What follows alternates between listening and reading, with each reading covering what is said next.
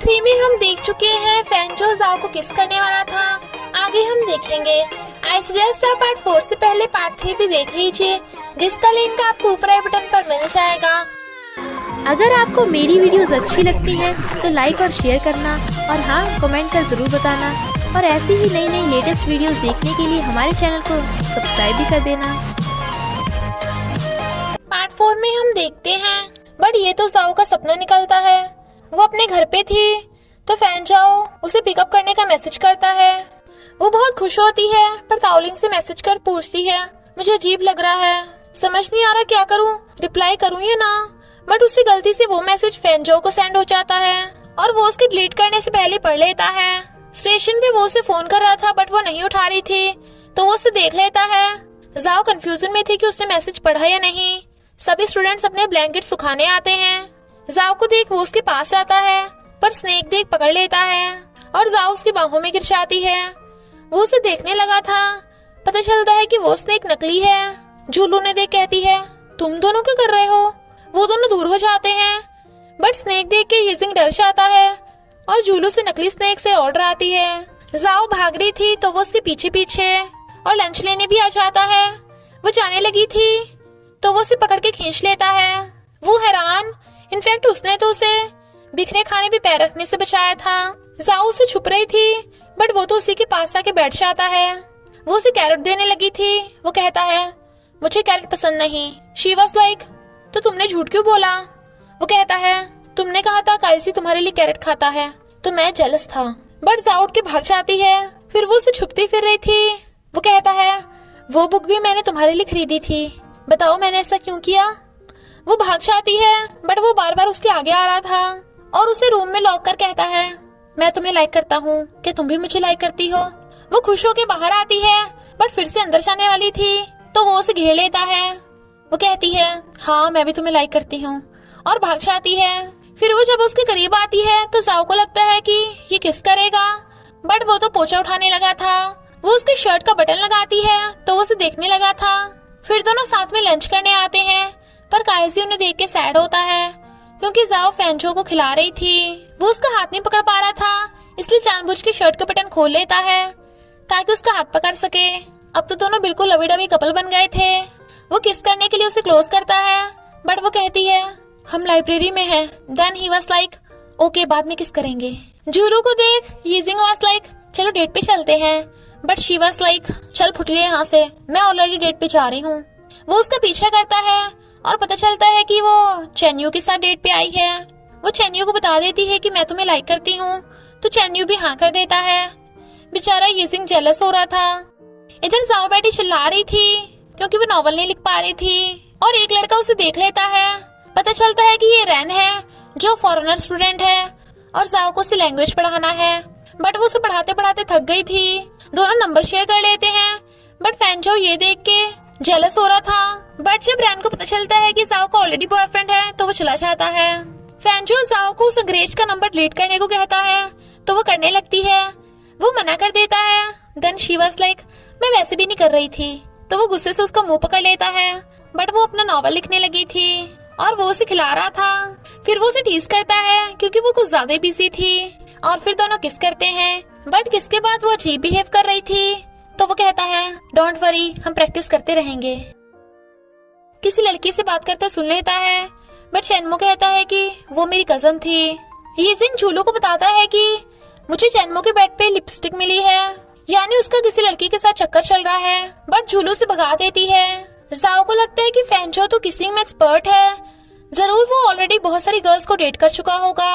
यिजिंग याओ को पूरी बात बता देता है और चेन्मो की गर्लफ्रेंड को ढूंढने के लिए काइसी को बुला लेता है, पर फैंजो भी वहाँ जाता है। बट जाओ गुस्सा होने का नाटक कर रही थी, बट वो कहता है, मैं तुम्हें खुश करने के लिए अपना बेस्ट दूंगा। उसे धूप लग रही थी तो वो उसके आगे फाइल कर देती है। जूलू चेन्मो से लिपस्टिक के बारे में पूछती है, बट वो कहता है कि ये तो मेरी कजन की है।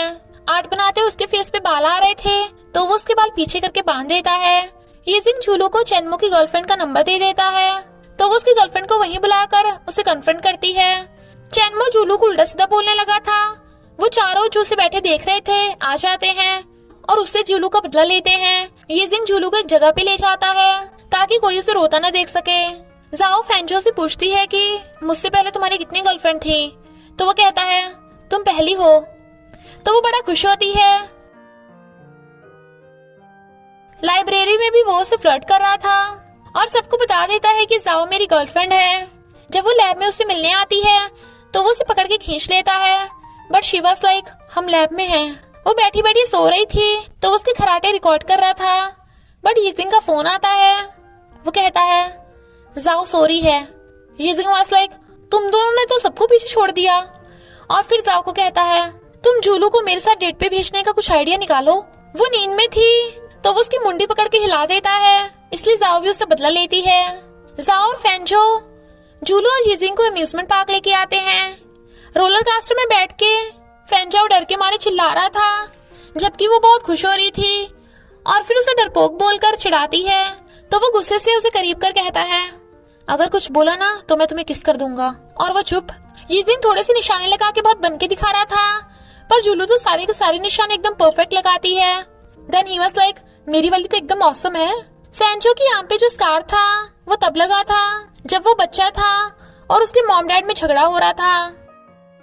जूलू सोती सोती उसके शोल्डर पे सिर रख लेती है तो वो बड़ा खुश होता है और उसके लिए फायरवर्क्स चलाए थे, इसलिए वो उसे गिफ्ट में किस देने वाली थी। पर गार्ड्स को देख दोनों झूले में छुप जाते हैं और फिर दोनों मस्ती करते हैं और किस करने लगे थे। फैंजो स्लो साइकिल चला रहा था तो वो उसे हटा के खुद चलाने लगती है। जिया ये देख के चिढ़ जाती है। जाओ का फोन खराब हो गया था तो वो ठीक कराने को दे देती है। शॉपकीपर उसे तब तक छुटकू यूज करने के लिए दे देता है।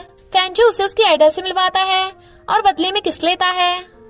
नेक्स्ट डे जब वो आइडल के साथ स्पीच दे रही थी तो फैंजो अपनी मॉम के पास हॉस्पिटल चला जाता है और उसे मैसेज करता है, पर छुटकू जिया के पास था तो वो फैंजो का नंबर ब्लॉक कर देती है, जिससे वो दोनों कई दिनों तक आपस में कांटेक्ट नहीं कर पाते। तो वो यीजिंग को फोन करके जाओ को बताने को कह देता है, पर जिया ऐसे प्रिटेंड करती है जैसे फैंजो ने सिर्फ उसे अपनी मॉम के हॉस्पिटल में होने के बारे में बात बताई। तो जाओ रोने लगती है क्योंकि उसे लगता है कि फैंजो ने उसे ब्रेकअप कर लिया। उसे रोता देख काइजी फैंजो के पास जाता है और तब उन्हें पता चलता है कि उसने तो उसे बहुत बार कॉल किया था, पर जाओ ने ही फैंजो का नंबर ब्लॉक कर दिया था। बट जाओ हैरान थी क्योंकि उसने तो ऐसा कुछ भी नहीं किया था और फैंजो से नया फोन दिलवा देता है और फिर उसे किस कर देता है। जाओ खुद ब्लू कवर ले लेती है और उसे पिंक कवर दे देती है। जब वो हॉस्पिटल मॉम के पास जा रहा था तो वो उसे हक कर देती है। फिर वो सब टूर पे जाते हैं और उसे जाओ का ध्यान रखते देख काइजी थोड़ा सैड होता है। फिर सबके जाने के बाद फैंजो से किस कर देता है। रात में वो सब बहुत ड्रिंक करते हैं। सारे बॉयज टल्ली हो गए थे। काइजी फैंजो के बेड पे उल्टी कर देता है तो जाओ फैंजो के लिए दूसरा रूम बुक करती है और टल्ली फैंजो को ट्रॉली में डालकर लेके जा रही थी, बट टल्ली फैंजो तो बिल्कुल बच्चों की तरह एक्टिंग कर रहा था और उसे किस करने के बजाय नीचे गिर जाता है। वो उसे रूम में लिटाकर जाने लगी थी, पर उसका कार्ड तो उसके रूम में रह गया था, इसलिए बैठी बैठी वहीं सो जाती है। फैंजो नहा के बाहर आता है तो वो सोने का नाटक कर रही थी, बट उठ जाती है और उसे कपड़े पहनने को कहती है। वो कहता है तुम्हारे बाल बहुत गंदे हो रहे हैं तो जाकर नहा लो। वो नहा तो लेती है पर फैंजो के सामने बाहर नहीं आती, इसलिए पुराने कपड़े पहन लेती है और जल्दी से जाकर बेड पे सोने लगी थी, पर दोनों को नींद नहीं आ रही थी तो वो मूवी देखने लगती है। पर उसे डरता देख वो उसके पास आके बैठ जाता है और उसी के साथ सोने लगा था, but she was like touch मत करो मुझे। तो वो जाके अपने बेड पे लेट जाता है और कहता है तुम्हारी परमिशन के बिना मैं कुछ नहीं करूंगा। बट वो तो उसे हक करके सोने लगती है, बट फैंजो बेचारे को तो पूरी रात नींद ही नहीं आती।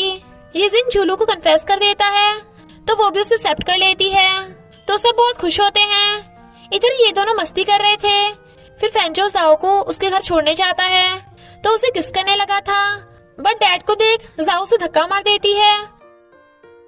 जाओ फैंजो को बताती है कि मेरे डैड बॉक्सिंग चैंपियन है। उसकी तो ये सुन के हवा ठंड हो रही थी।